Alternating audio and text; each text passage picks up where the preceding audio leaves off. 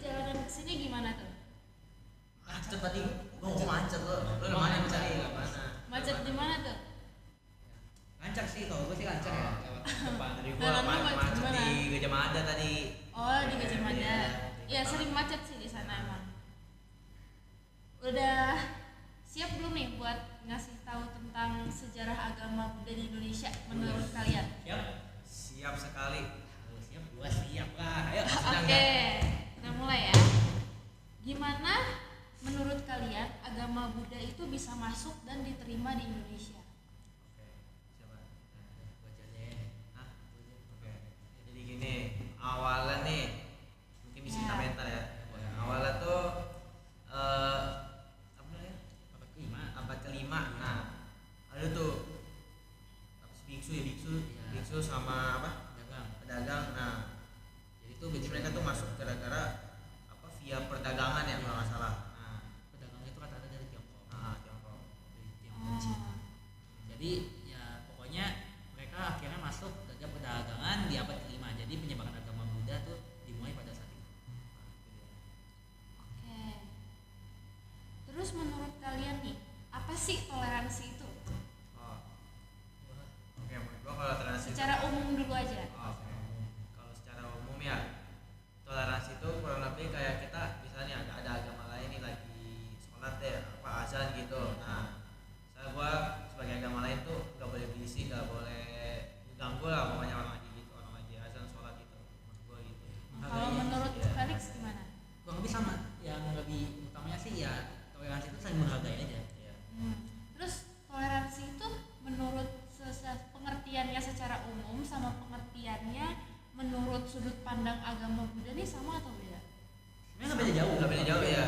Kalau menurut sudut pandang agama Buddha tuh gimana? Nih, di agama Buddha tuh toleransi itu tuh dikaitkan sama dua hal. Ada satu namanya metta, cinta kasih, sama karuna. Karena Coba dijelasin dong tadi tuh apa aja? dari karena tuh sayang. Metta, cinta kasih, sama kasih. Aja kayak ya yang bilang. Jadi kita menghargai aja sih. Tapi sama kayak tadi ya, kayak umum itu. Nggak beda jauh sih, kayak maksudnya kasih sama toleransi gitu. Kan kayak saling menghargai aja. Iya. Terus kalian tahu nggak sih kayak cerita-cerita atau misalnya bukti-bukti yang nunjukin gimana raja-raja atau pemimpin masyarakat di masa itu tuh berperan dalam penerimaan atau bahkan adopsi agama Buddha? Tahu? Lu ingat nggak sih nama rajanya yang mata rambut kuno? Raja Wangsa Sailendra. Nah, iya. Gitu dia. Pokoknya pada zaman itu, pokoknya yang kata Raja Wangsa Sailendra itu, dia tuh mengambil ajaran agama Buddha. Di Iya. situ mulailah kayak diterapkan di kerajaan itu, maksudnya buat diterapkan ajaran agama Buddha itu. Abad berapa sih? 899 so gue. 899. Iya, contoh itu. Kayak sih. Oh, oke. Terus selain dari elit kerajaan, gimana respon masyarakat awam nih ke ajaran Buddha pada masa awal penyebaran? Responnya gini. Jadi awal pas Buddha itu masuk, masyarakat tuh belum terlalu memahami filosofi agama Buddha. Nah, terus seiring berjalannya waktu nih, masyarakat nih mulai lihat manfaat dari praktis agama Buddha tuh gimana, kayak sila-sila gitu dia. Terus dari perbuatan karma itulah. Nah, dia belajar di situ perbuatan karma baik sama karma buruk. Pokoknya praktisnya aja, jadi Iya. diambil. Jadi pada awalnya tuh kayak mereka tuh belum nggak apa sih agama Buddha. Iya, mereka nggak tahu. Terus yang kita tahu kan juga agama Buddha itu lebih bukan ke agama tapi lebih kayak ke ajaran. Nah, ajaran. Ya, diajarin sama guru, makanya dibilang Iya. ajaran. Awal penyebarannya itu kira-kira di abad berapa? Abad berapa ya? 5 berapa sih? Aku lupa. 5 kan bukan 5 nggak sih?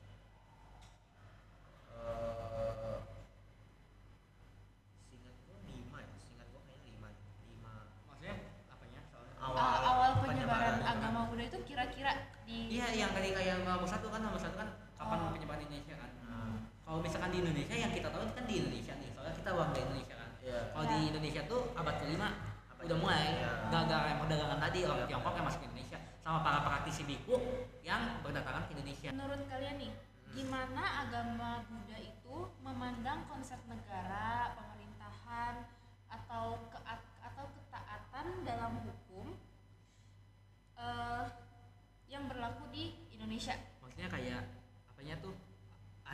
agama Indonesia kan maksudnya agama Buddha kayak ada maksudnya ikut ke dalam pemerintahan apa enggak maksudnya gitu. Sebenarnya enggak ya, tapi cuma agama Buddha itu cuma mengajarkan aja kayak kita tuh harus menjadi pemerintah yang adil dan bijaksana, dharma raja misalnya dibilang. Jadi maksudnya ya kita sebagai pemerintah tuh harus adil dan bijaksana kepada masyarakatnya, kayak enggak korupsi lah, kayak terus enggak asal menindas, nah itu salah satunya. Apalagi kan belakangan ini banyak tuh marak kasus korupsi kan, kalian tahu dong. 271 T lah, apa yang PT apa tuh? PT apa tuh? Gua lupa. Jangan beriban dong, jangan beriban. Ntar kita kena kartu kuning di sini. Maksud gua ya enggak boleh. Ada juga sih Pertamina yang baru ketahuan. Disebut. Jangan di ngomong no mereknya. Iya katanya nggak mau disebut. Iya. Kepuasan. Biasa Ya, emang. jadi kayak gitu. Maksudnya ya selain itu ya apalagi oh ya selain kasus korupsi nih, ini kan bukan korupsi ya, kan ini kan keadilan ya. Tahu nggak kasus yang kata dulu mahasiswa yang membuli anak yang sampai meninggal? Oh iya. Tahu. Yang anaknya tuh pakai Rubicon, yang bapaknya tuh dirjen pajak. Kenapa itu? Tahu nggak? Jangan kenapa dong? Ya, kenapa? Maksudnya tahu nggak? Tapi itu dia nggak tahu, dia malah nggak tahu. Tahu nggak tapi kalau Iya. nggak tahu kan bisa jelasin. Iya. Itu kasusnya tuh Mario Dandi itu ya kayak gitu. Jadi Mario tuh anaknya itu Dibully kan? ya ngebully, bukan dibully. Oh iya salah orang ya. Ngebully. Jadi anaknya itu ngebully, ada salah satu ini teman kampusnya pokoknya dibully akhirnya meninggal. Bukan meninggal, nggak tahu sih meninggal apa enggak. Yang penting luka parah kritis ya. Jadi gara-gara kasus anaknya juga tuh, kasus bapaknya tuh terungkap ternyata makan pajak negara. Oh gitu. Iya. Ini ngomong-ngomong, kalian nggak capek ngomong terus? Capek sih Capek cuman kita kan ini kesini juga kan ini ya gara-gara penting ini, juga penting juga podcast ya. ini. Mungkin banyak orang yang mau pengen lebih tahu lah tentang ajaran Buddha itu gimana. Apalagi kan kita dua bijaksana di sini. Aduh, gua bijaksana, lucu. Orang terhormat. Iya betul. Ayo, bisa dilanjut? Bisa. Nih, selanjutnya. Gimana menurut kalian, gimana agama Buddha itu ngajarin kita buat peduli sama pemeluk agama lain? Oh, ini ada. Dia tuh menggunakan konsep konsepnya apa? Ingat gak sih? Yang apa bilang? Pokoknya dia tuh ini tanpa kekerasan atau ahimsa. Jadi tuh kita tuh nggak boleh apa ya? Pernah dengar nggak? Dalam ada di luar agama Buddha, maksudnya kayak kekerasan yang sampai menutup tempat ibadah. Oh, Tahu? pernah dengar. Yang ada padahal ibadah di rumah, tapi di sama masyarakat sekitar tuh yang mayoritas tuh tidak ini digedok. Iya, yang itu. Tahu nggak? Oh, Itu jangan iya, diomongin iya. juga ya. Nah, pokoknya kalau di agama Buddha tuh kita tuh diajarinnya yang tidak kekerasan atau Iya. ahimsa. Jadi kita tuh saling toleransi aja. Ya orang lain mau ibadah ya ibadah, kita nggak boleh kayak melarang. Apalagi maksudnya kita juga kalau ibadah emang mau dilarang gitu. Iya. Ya jadi pokoknya tanpa kekerasan aja. Ada nggak sih contoh nyata nih dari dukungan umat Buddha terhadap komunitas agama lain dalam situasi yang krisis? Oh ada. Ada. Contoh apa? Selain agama lain dia juga ke masyarakat sosial ada. Contohnya kayak Buddha Suci tuh. Buddha Suci kan kayak sering bagi-bagi sembako, ini bantuan Itu gitu. juga barusan TR kan bagi-bagi Iya, juga, TR. dari sekolah Trihata juga tuh, sekolah kita tuh. Sekolah kita. Bagi-bagi sembako ke warga-warga Terus kita yang kada dikumpulkan. 3 liter beras ya kurang lebih. Ya kita yang anak SMK kayak kita tuh kan kita dapatnya membawa yang kata 2 liter beras sama 3 bungkus Indomie ya. Iya. Nah, ya gitu yang kita dapatkan. Ya salah satu contohnya ini kayak dari umat kita bisa membantu warga lokal. Tapi menurut kalian nih, kalau misalnya membantu, misalnya kayak berdana, itu menurut kalian lebih bagus berdana apa? Selain ya. Sebenarnya semua dana bagus, yang penting itu dari niatnya. Iya, kita jangan mengharapkan imbalan. Ikhlas aja. Ikhlas aja. Mau kalian dana apapun selama ikhlas itu pasti bagus. Iya, bagus. Dana 5.000 juga boleh. Asalkan ikhlas ya. Ikhlas. Tapi diusahain banyakkan dikit. Iya. Kasih Maksudnya dananya. kayak kita Iya. mampu, kenapa enggak? Iya, kenapa enggak kalau misal kaya banget kenapa kasih cuma 5.000 ya? Misal ya, kalau kita kayak Elon Musk ya, kita Iya. masih bagi juga lah. nggak mungkin bagi 1 T kan itu aduh kebanyakan ya orang. Iya. Ntar malah yang lain pada iri, jangan. Iya. Jadi kita lanjut. Kita lanjut ya kali ya. Oke. Menurut kalian apa sih peran dialog antar agama dalam memperkuat persatuan dan kesatuan bangsa? Oh, ini menurut saya ya, ini buat menjalin hubungan sih yang baik. ya, hubungan yang baik antara apa? Antara tadi katanya apa? Negara. Ini antar negara dan bangsa. Negara Iya. bangsa ya, biar menjalin hubungan yang baik, jadi solidaritasnya itu pasti memupuk solidaritas antar negara ya. Apalagi di agama Buddha tuh dilarang melakukan kekerasan. Terus Nah, apalagi berkata tidak benar itu juga dilarang tuh, ada tuh di sila. itu juga yang biksu jalan dari Thailand ke Itu enggak, itu beritanya tuh katanya tuh dia tuh ke Thailand, ke Indonesia tuh di bandara naik pesawat, tapi dari bandara jalan ke Katanya Candi. jalan. Nggak tahu ya, kan banyak miskonsepsi nih, Oh, maksudnya kita nggak tahu kebenarannya gimana. Ya pokoknya kalau bagi saya yang tadi toleransi ya, solidaritas antar umat ya, antar umat persatuan bangsa dan negara itu ya nggak beda jauh sih. Jadi kita memupuk solidaritas. Apalagi di agama Buddha dilarang melakukan kekerasan, apalagi menyakiti makhluk hidup. Nah, Benar. Manusia kan melanggar makhluk hidup sila juga, berapa, bro? sila ke-1 itu. Satu. Nah terus apalagi kita solidaritas itu nggak dari fisik juga, dari perbuatan kita kayak ucapan juga bisa. Makanya di Pancasila Buddhis itu ada 5 kan, tidak menyakiti makhluk hidup, tidak mencuri, tidak melakukan perbuatan asusila, tidak berbohong atau berkata tidak benar, sama tidak mengonsumsi makanan atau minuman yang mengandung alkohol atau menghilangkan saudara. Iya, benar. Iya. Yuk, udah bisa kita lanjut. Oke, selanjutnya apa sih pengaruh dari ajaran Buddha ini terhadap seni, budaya, arsitektur di Indonesia? Atau contohnya Candi Borobudur aja deh. Oh, Candi Borobudur. Kalau Candi Borobudur ya, Candi Borobudur kan diciptakan tuh, dibikin tuh pas kerajaan apa? Itu bukan itu, itu tadi yang Raja Wangsa Wangsa Sayendra, Sayendra itu. iya, yang Nah, Raja pas Mataram abad kuno. itu Abad ke 9 sama 8 sama 9. Pokoknya dari situ tuh jadi mereka tuh membangun membangun candi. Maksudnya Borobudur. candi ya, udah ada Candi Borobudur gitu, udah dibangun. Itu membuktikan ya bahwa apa? Dia tuh kayak ajaran Buddha ya kalau lebih. Bukan, kan ini kan dia masuknya ke arsitektur. Iya, tapi Ya, jadi gitu. Apalagi selain itu mempengaruhi ke arsitektur kan, kayak pembangunan wihara juga termasuk, pembangunan patung Buddha juga termasuk. iya.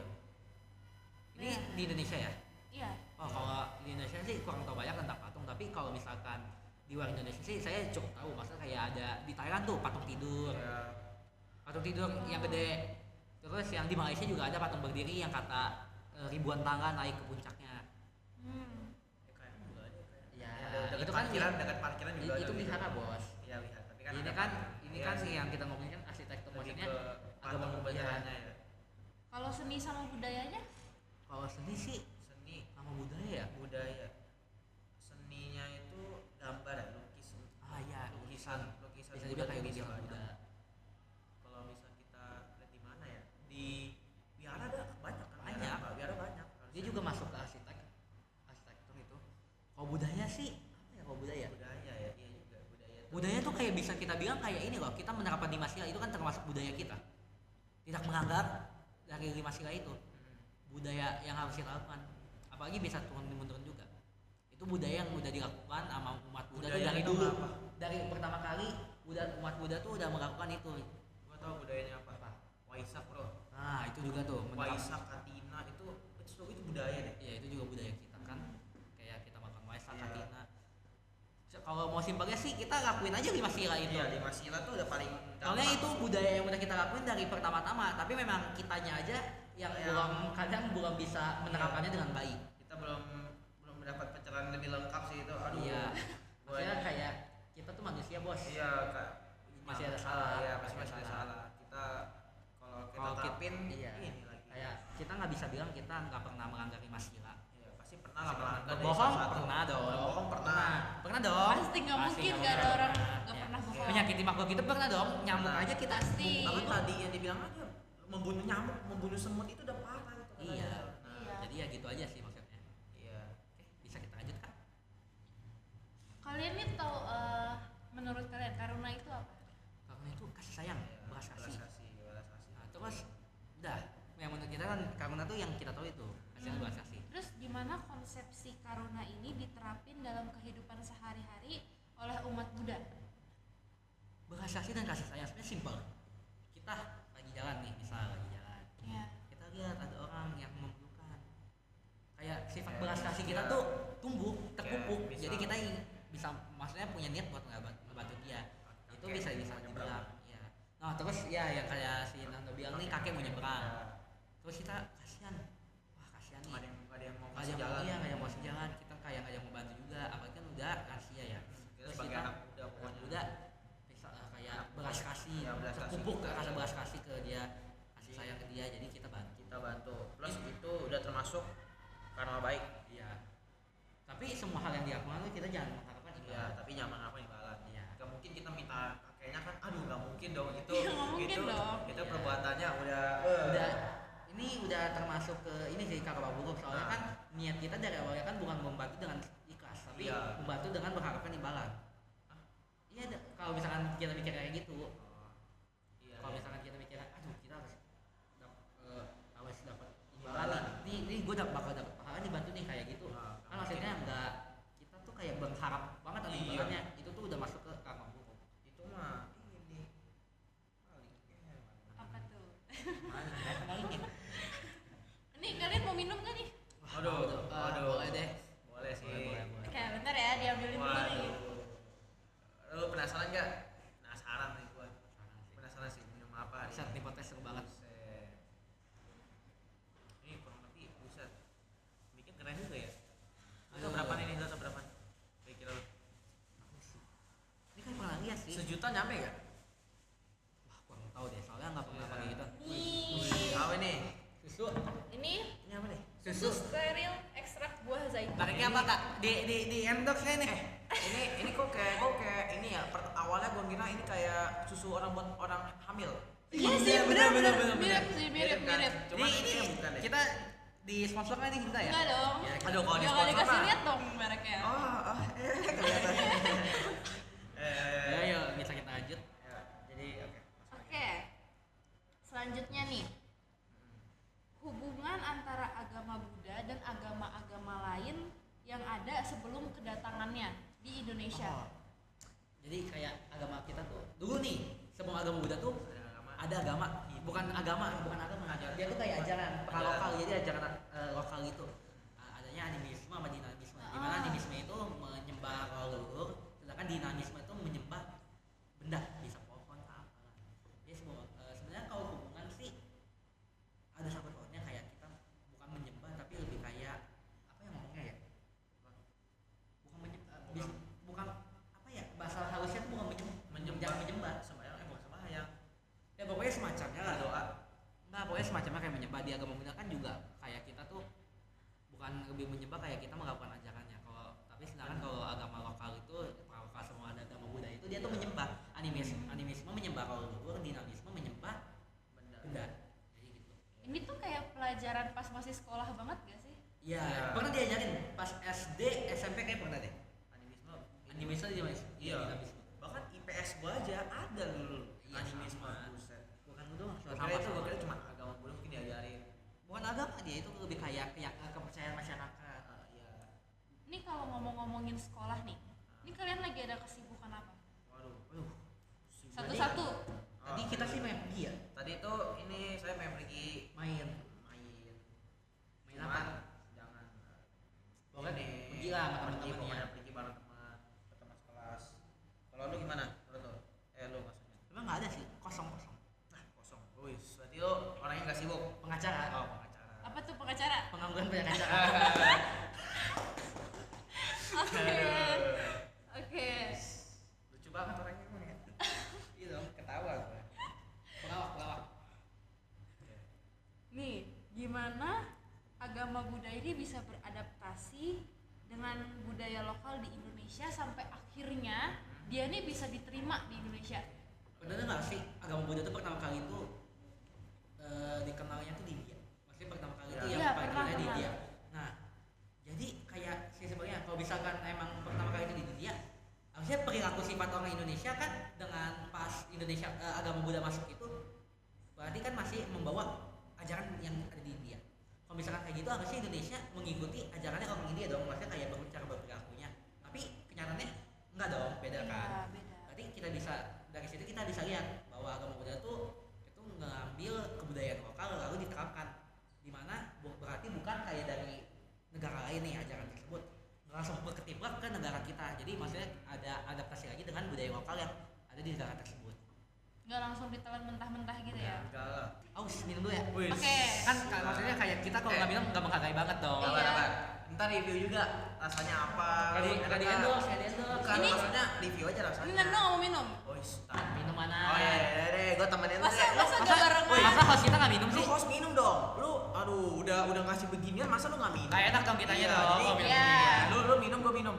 Lu minum, kita minum. Iya. Nah, Oke, kita maksudnya dari baunya sih susu steril ya. ya, susu biasa kan ya. Iya, tapi Guys, aja bisa bukain guys. bisa dong sini kak. Dulu deh, gue ikutan minum. Kebuka semua tuh. Oke. Ya, guys minum dulu ya. Minum dulu guys. Nggak ada kasih steril kayak Iya. susu kayak susu. Etras soalnya. Ini semua gak di endorse, Kayak susu. gak di endorse. Kayak susu bunga putih. Ya kan? Cuma menurut gue ini lebih ke asam-asam gitu. Sumpah. Iya. Ada asam-asam. Nggak lah, tapi kita ada kasih nggak juga. terlalu sih. Ya udah bisa kita lanjut aja. Oke. Tengah biar kita nggak tukar. Oh iya, Jangan ini. bener-bener. Menurut kalian nih apa aja sih tantangan yang dihadapin sama agama Buddha nih dalam mempertahankan eksistensinya di Indonesia dari masa ke masa? Banyak sih tantangannya, apalagi dari masa ke masa ya. Masa ke masa itu masih ada perubahan dari masa ke masa.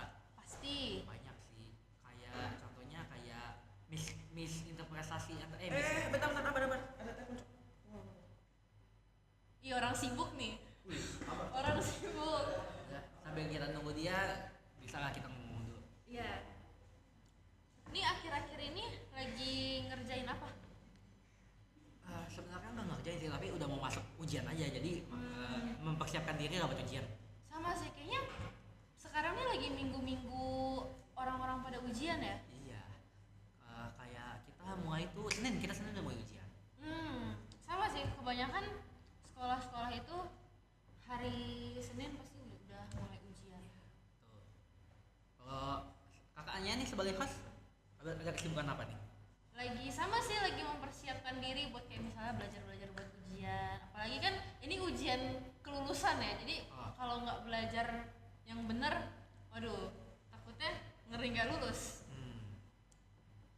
Saya itu nggak ada kesibukan lain. Nggak ada sih, kayak ya udah belajar aja. Belajar doang, nggak bosan gitu belajar doang. Enggak sih. Sorry, buset. Ih, orang sibuk. Sibuk ya. Tadi biasa. Biasa. Teman gua nelpon. Udahlah. Oh. Kan gitu. udah balikin nantinya, bisa Iya. kali dilanjut. Iya. Jadi apa tuh tadi? Kayak di mana di ajaran agama Buddha tuh ada ini masak-masak. Kan Kayak- banyak ya. Pengaruhnya ada dari sosial, kayak Kalau dari sosial apa? kayak ada dari agama lain tuh.